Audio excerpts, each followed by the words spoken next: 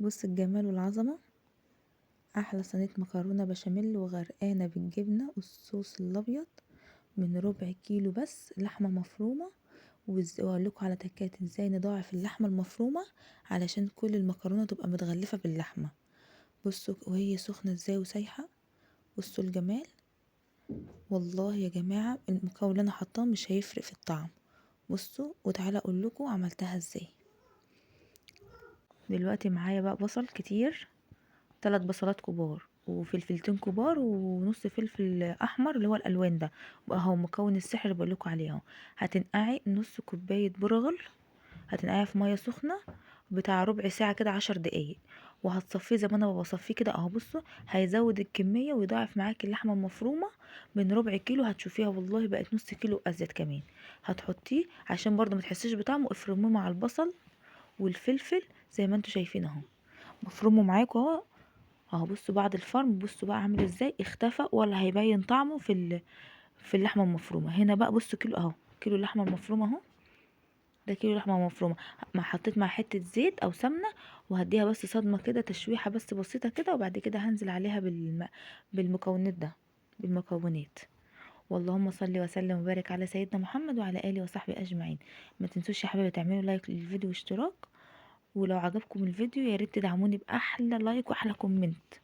دلوقتي يا حبايبي بصوا بقى لما حطيت البصل والفلفل والبرغل، شفتوا الكميه ضعفت ازاي. وهنحط عليها جزرايه مبشوره، هنحط معاها بصوا جزرايه مبشوره، وهنحط بقى البهارات بتاعتنا، ملح وفلفل اسمر وبهارات لحمه، ملح وفلفل اسمر وبهارات لحمه بس.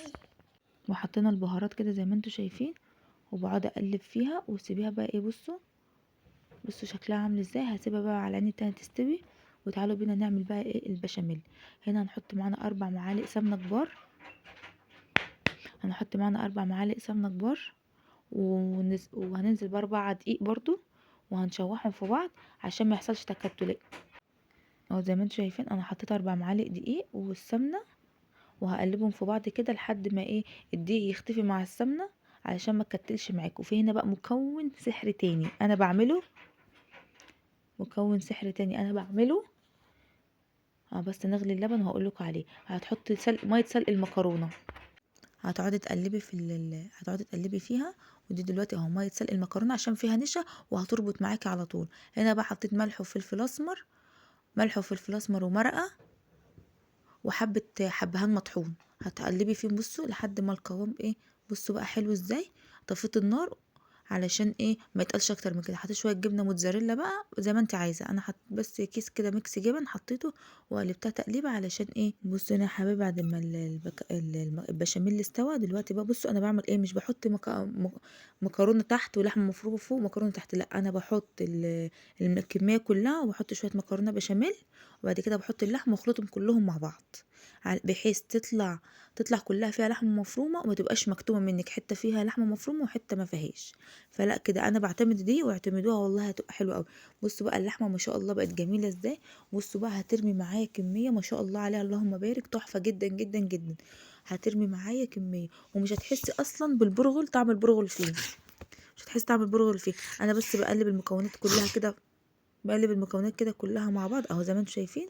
وهحط فيها البشاميل، قلت احط شويه جبنه موتزاريلا وبعد كده احط فيها البشاميل وفي الفرن بألف هنا وشفا على قلبكم. وما تنسوش تصلوا على النبي في الكومنتات، ولو وصلتوا لحد هنا برضو ما تنسوش الاشتراك في القناه وتفعلوا زر الجرس عشان يوصلكوا كل جديد. وهنا بعد الفرن وهوريها لكم ما تطلع. بصوا بقى الجمال بعد ما طلعت من الفرن يا حبايبي عامله ازاي. بصوا بطلعها انا ما استنيتش عليها تطلع خرطه بخرطتها. انا بصوا بوريها لكم ازاي جوسي ازاي وجميله، ولا تحتاجي بصوا بقى ولا تحتاجي تحطي فيها بيض ولا اي حاجه خالص، وهتطلع شكلها تحفه معاكي كده عشان اصلا محبش زفرت البيض. بصوا بقى يا جماعه هتحطي شويه جبنه موتزاريلا ازاي عليها ازاي، وبصوا جمالها. احنا اصلا بنحبها كده سخنه،